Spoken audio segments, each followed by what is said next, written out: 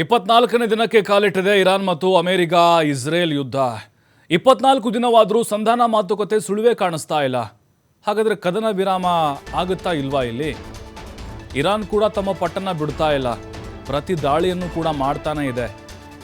ಅವರು 10 ಹೊಡೆದ್ರೆ ಇವರು 5 ಆದರೂ ಹೊಡಿತಾ ಇದ್ದಾರೆ. ಹಾಗಾದ್ರೆ ನಮ್ಗನಿಸ್ತಾ ಇದೆ ಈ ಯುದ್ಧ ಸದ್ಯಕ್ಕಂತರೂ ಕಂಪ್ಲೀಟ್ ಆಗಲ್ಲ ಅಂತ. ಕದನ ವಿರಾಮಕ್ಕೆ 3 ಹೊಸ ಷರತ್ತನ್ನು ಇರಾನ್ ಹಾಕಿದೆ. ಇಲ್ಲಿ 1 ವಾರದ ಹಿಂದೆ 3 ಷರತ್ತನ್ನು ಇರಾನ್ ಹಾಕಿತ್ತು. ಬೇಷರತ್ ಯುದ್ಧದಿಂದ ಹಿಂದೆ ಸರಿಯುವಂಥ ಪ್ರಶ್ನೆ ಇಲ್ಲ, ಅಂದರೆ ಷರತ್ತುಗಳು ಅನ್ವಯ ಆಗುತ್ತೆ ಅಂತ.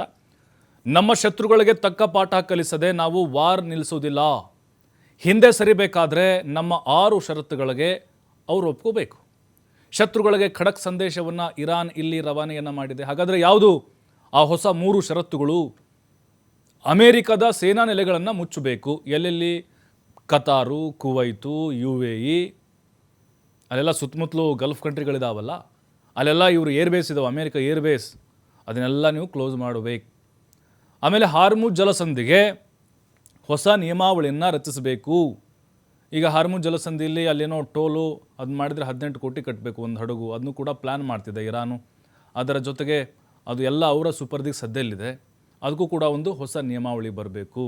ಅಂದರೆ ಹಡಗುಗಳು, ಶಿಪ್ ಏನು LPG ಹೊತ್ಕೊಂಡು ಬರ್ತಾವೋ ಅಥವಾ ಕ್ರೂಡ್ ಆಯಿಲನ್ನು ಹೊತ್ಕೊಂಡು ಬರ್ತಾವೆ, ಅವುಗಳನ್ನ ಎಕ್ಸಿಟ್ ಮಾಡಲಿಕ್ಕೆ, ಎಂಟ್ರಿ ಕೊಡಲಿಕ್ಕೆ ಅವ್ರದ್ದೇ ಆದಂಥ ಒಂದು ನಿಯಮ, ಅಂದರೆ ಅವ್ರು ಹೇಳ್ದಂಗೆ ಕೇಳಬೇಕು. ಆ ಥರದ್ದು ಕೂಡ ಒಂದು ಡಿಮ್ಯಾಂಡನ್ನು ಇಡ್ತಾ ಇದೆ.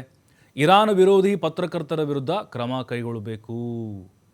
ನೋಡಿ, ಇದು ಯಾಕೋ ಇರಾನ್ ಇಲ್ಲಿ ಅವರ ವೈಯಕ್ತಿಕವಾದಂಥ ವಿಚಾರಗಳನ್ನ ಹೇಳ್ತಾ ಇದೆ ಅಂತ ಅನ್ನಿಸ್ತಾ ಇದೆ. ಅಂದರೆ ಇರಾನ್ ವಿರೋಧಿ ಯಾರು ಪತ್ರಕರ್ತರಿರ್ತಾರೋ ಅವ್ರ ವಿರುದ್ಧ ಕ್ರಮ ಕೈಗೊಳ್ಳಬೇಕು. ಅಂದರೆ ಜಗತ್ತಿನ ಬೇರೆ ಬೇರೆ ಕಡೆಗಳಲ್ಲೂ ಕೂಡ ಇರ್ಬೋದಲ್ವಾ. ಹಾಗಾಗಿ ಇದನ್ನು ಯಾವ ರೀತಿ ತೆಗೆದುಕೊಳ್ಳುತ್ತೆ ಇಸ್ರೇಲ್ ಮತ್ತು ಅಮೆರಿಕ ದೇಶಗಳನ್ನು ನೋಡಬೇಕು.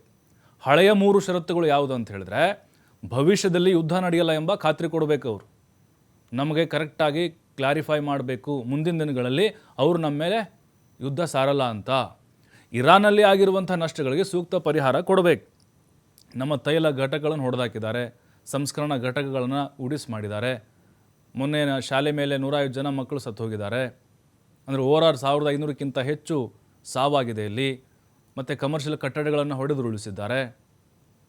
ಅದರ ಜೊತೆಗೆ ನಮ್ಮ ಮಿಲಿಟರಿ ಸೇನಾ ನೆಲೆಗಳನ್ನು ಕೂಡ ಗುರಿಯಾಗಿಸಿ ದಾಳಿ ಮಾಡಿದ್ದಾರೆ. ಅದರ ನಷ್ಟ ಭರಿಸಬೇಕಲ್ಲ ಇವರು. ನಮ್ಗೆ ಹಾನಿಯಾಗಿದೆ, ನಾವೇನು ಕಾಲ್ಕಿದ್ರೆ ಜಗಳಕ್ಕೆ ಹೋಗಿದ್ವಾ? ಮಧ್ಯಪ್ರಾಚ್ಯದಲ್ಲಿ ಯುದ್ಧಗಳನ್ನು ಕೊನೆಗೊಳಿಸಬೇಕು.